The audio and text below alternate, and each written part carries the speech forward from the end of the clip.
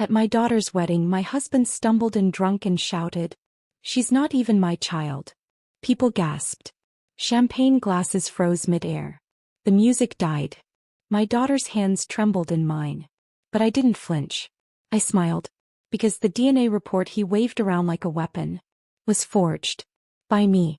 And he had no idea that while he was busy tearing down a lie, I had already stolen the truth and built a bomb with it. Hello everyone. My name is Celeste Monroe, and if you think this ends with an affair or a screaming match, stay tuned. Because I didn't just leave him. I dismantled him. Piece by bloody piece. It started 5 months ago. Back when I still wore my wedding ring. And pretended not to notice the lipstick on his collar. I remember that night vividly. The smell of his cologne mixed with cheap whiskey. His laugh too loud. His tie undone. I was baking a red velvet cake for our daughter's engagement dinner. He walked in and said, "You really think this is gonna fix everything?" I looked up, confused. "What?" He waved his hand toward the cake. "This little show you're putting on." I wiped my hands on my apron. "It's not a show. It's her favorite." He scoffed. "You really think she's mine?" I dropped the spatula. It hit the floor with a wet splatter. I didn't say a word. Didn't cry. Didn't argue. I just looked at him. Really looked. And for the first time in years, I saw a stranger. A man who wasn't angry. He was scared. That's when I knew. He wasn't bluffing. He had something planned. Something destructive. But what he didn't know is that so did I. And unlike him, I finish what I start. That was the last cake I ever baked for him. The next thing I cooked was a plan. And it would burn him to ash. The next morning he kissed me on the cheek. As if the night before hadn't happened. As if he hadn't tried to shatter our daughter's world with one cruel, slurred question. I smiled. Poured his coffee. And watched him drink it. That's when I started recording everything. Not for drama. Not for revenge. For proof. Because when a man like Grant Monroe thinks he's smarter than you don't fight back with fists. You fight back with silence. My husband was a businessman. Polished. Powerful. Respected. He owned real estate across 2 states. And a web of secrets stretched even farther. But the mistake he made was underestimating the woman sleeping beside him. At first I followed the money. Bank statements. Transfers. Names I'd never heard of. One stood out, Marla Quinn. Every month $5,000. Labeled, consulting. I met Marla once. She was no consultant. She was the woman who texted him at midnight with hearts and hotel room numbers. So I reached out to her. As someone else. I created a fake profile. A woman who wanted in on their business. And Marla? She was greedy. Within a week she sent me details Grant had kept hidden for years. The offshore accounts, the shell companies, the hush money. I forwarded it all. To myself. Then I went deeper. He always kept his briefcase locked. So I hired a locksmith while he was out of town. Inside. A burner phone. Multiple passports. A manila folder marked contingency. CM. Not cooperating. I was CM. And apparently he had a backup plan in case I became inconvenient. I should have cried. But I laughed.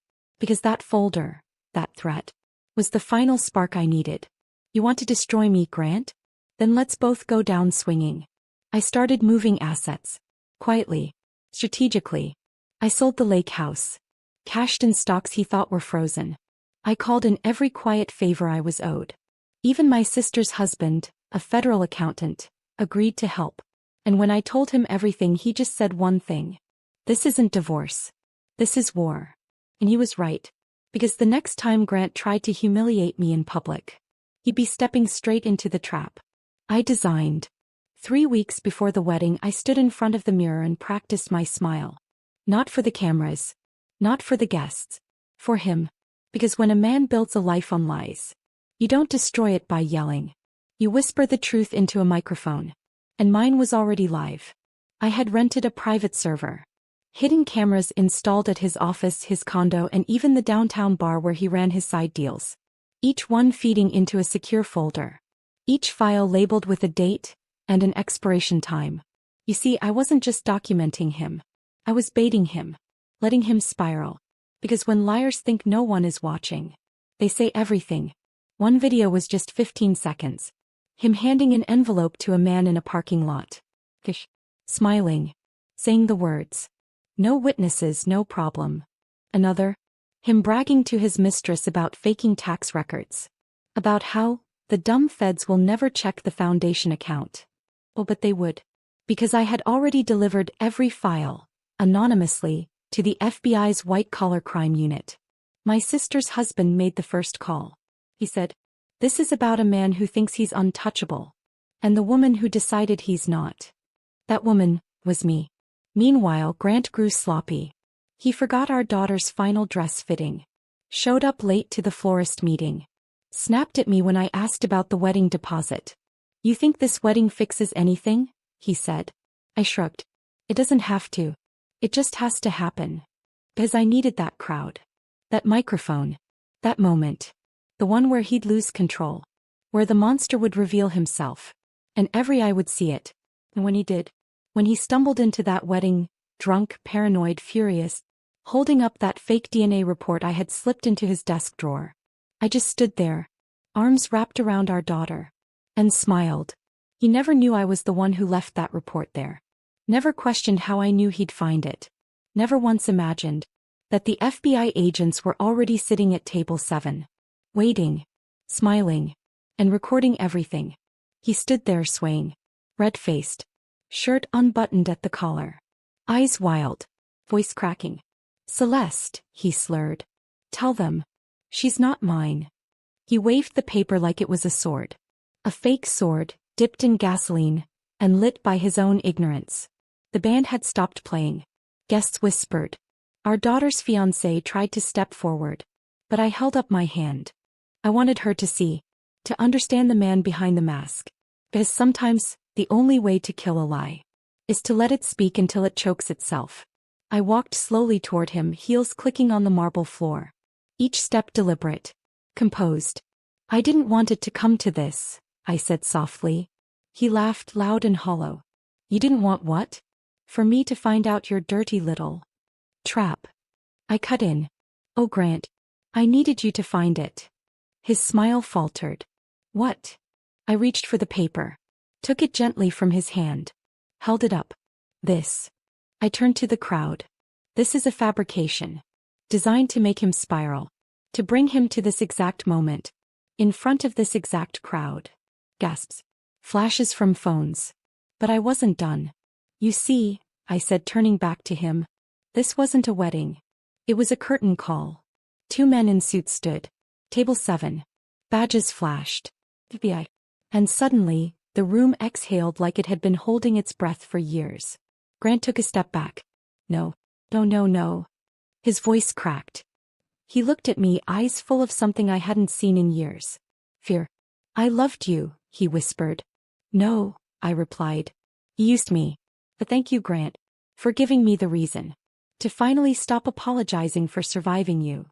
He turned to run. One agent stepped forward. The other reached calmly for his wrist. Cuffs. No shouting. Just silence. Except for our daughter, who stood tall beside me, voice steady. "Let them take him." And they did. Out the door. Out of our lives. Out of the story he tried to rewrite in his name. But mine was just beginning. The doors closed behind him. The echo of his footsteps, handcuffed, humiliated, was the sound of my freedom finally arriving. But what people don't tell you is that freedom is loud. It doesn't come gently. Crashes in like a storm through stained glass. And the pieces? They cut. The wedding resumed. Sort of. My daughter wiped her tears, fixed her makeup, and whispered, "He doesn't define me." I hugged her tighter than I ever had. Because she didn't just survive a wedding ruined. She survived a father's betrayal. And a mother's silence. And that silence was over now. That night, after the guests had left, I sat in my car outside the courthouse where they took him. A bottle of water in my hand. A folder in my lap. Inside it, my name on every property deed. Signed transfers from all our shared accounts. Legal statements from his accountant. Emails he thought he'd deleted. All collected. All time-stamped. All admissible. I had already filed for full ownership of the house, the business, and the vehicles, 2 of which were under my company's name anyway. Funny how the man so obsessed with control never noticed what I was quietly reclaiming behind the scenes. But this wasn't about money anymore. It was about reclaiming me. He tried to convince the world I was lucky to have him, that I was dependent, a trophy with a smile and a signature. But the truth? I was the architect. He was just the billboard. Loud, flashy, empty. The next morning I received the call. Mrs. Monroe? He's being held without bail. Flight risk. Fraud. Wire transfers. Tax evasion. I said nothing. Just nodded. Then deleted his contact. I made breakfast. Real eggs. Real sunlight pouring through windows I now owned outright. And for the first time in 20 years, I didn't check the door to see if he was coming home. He wasn't. The man who once told me, "You'd be nothing without me," was now in an orange jumpsuit, eating on a tray. Me. I was sipping tea. On a porch I bought with my own name. You don't realize how much space a man like Grant takes up. Until he's gone. The house felt different. Lighter. Like it had exhaled with me. Like every wall had been waiting for him to leave too. But the silence wasn't empty. It was full. Of peace. Of ownership. Of me. People called. Reporters. Old friends who once praised Grant now pretending they never saw the cracks. "Celeste, we had no idea. Let me know if you need anything. Wow, you're so strong." I didn't respond. Because strength isn't a quote on a mug. It's what you build in the quiet, when no one is clapping. The real support came from the unexpected places. A letter from my daughter. "You taught me what dignity looks like, Mom." A voicemail from Marla. Yes, her. I didn't know who he really was until he started doing the same to me. "Thank you for stopping him." The irony? I didn't hate Marla. She was just another casualty in his hunger to feel bigger. Another mirror he used to avoid facing himself. What I did hate was the version of me that stayed small for him. That apologized for being too loud, too tired, too smart. So I started doing things for me. I reopened my interior design studio, the one I shelved when he said it was just a hobby. Booked 3 clients in the first week. Painted the front door navy blue. Not for resale value, but because I wanted navy blue. I cut my hair. Shorter. Sharper. Not to look younger, but to feel cleaner. Lighter. Unapologetic. People whispered, "She doesn't look like someone who just lost everything." That's because I didn't. I lost him. And gained myself. One evening I passed by our old office building. His name was already off the sign. Replaced by a temporary banner. Under new management. I smiled. Because I knew what came next. And he didn't. There was still one final thing left to do. The thing that would bury him deeper than any courtroom ever could. 2 weeks later I walked into the courthouse with heels that didn't shake. Documents in my hand. Purpose in my bones. This wasn't about vengeance anymore. It was about closure. On paper. Signed, sealed, and weaponized. I handed the files to the clerk with a calm smile. Inside that folder was everything Grant once hid from me. And everything I had quietly unstitched behind his back. I filed to dissolve every joint venture. To remove his name from every asset I legally owned. I requested a restraining order. Not because I needed it, but because he needed to see it posted on his cell door. And I had one more surprise. A personal lawsuit. Defamation. Emotional abuse. Financial coercion. All backed by years of email chains. Audio recordings. And testimony from staff he once screamed at in the lobby. The moment the paperwork was processed, I sent a single envelope to the prison. Inside it, a black and white photo of our daughter on her wedding day. The real DNA report. A note in my handwriting. "You never asked who I became. Now you get to watch." No threats. No insults. Just truth. And a stamp. I didn't wait for a response.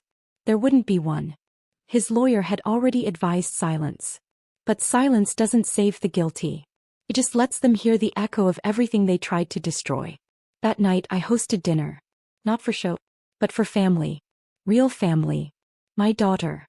Her husband. My sister. We toasted with ginger tea. Laughed. Listened to vinyl. At one point my daughter leaned over and whispered, "You're not the same woman, Mom." I smiled. I know. Because grief didn't harden me. Refine me. As the night quieted I stepped outside. Looked at the moon. whole again. And I knew. The final chapter wasn't his trial. It was my peace. And the silence he left behind no longer belonged to him. 3 months later, the trial made headlines. Real estate mogul faces 20 years for fraud, wire tampering, and money laundering. His lawyers tried everything. Blamed stress. Blamed me. Blamed anyone but him. But the evidence spoke louder. So did the testimonies. So did I. I took the stand steady, composed, wearing navy blue like my door. And I told the truth. Not for pity. Not for revenge. But for every woman who's ever been told. You wouldn't have any of this without me. I ended my statement with one line. I had all of this despite him. The courtroom fell silent. Even the judge paused. And for a second the gavel didn't feel like the end. It felt like the beginning of a better world. He was sentenced to 18 years. No chance of early release. Assets frozen. Reputation destroyed. Legacy, me. I did one more thing. Quietly. I changed my last name. Not back to my maiden name. But forward, to one I chose myself. A name with no history. No chains. Just clean slate and open sky. Celeste Hart. Because I had learned to lead with heart. And survive with it too. I opened a foundation with the settlement money. The Heart Project. A mentorship program for women exiting financially abusive relationships. I hosted workshops. I paid off a single mom's rent. I helped a woman rebuild her design business from scratch. And every time someone asked, "How did you survive that kind of betrayal?" I said, "I didn't just survive. I rewrote the ending." My daughter visits every Sunday. She brings pie. We sit on the porch, talk about little things now. Like countertops, laughter, and the sound of wind in the trees. Sometimes I catch her looking at me like I'm still surprising her. Like she's still unlearning the quiet woman I used to be. Maybe she is. Because I buried that woman. Next to the man who thought he owned her. And now when I walk into a room, I don't shrink. I don't brace. I stand.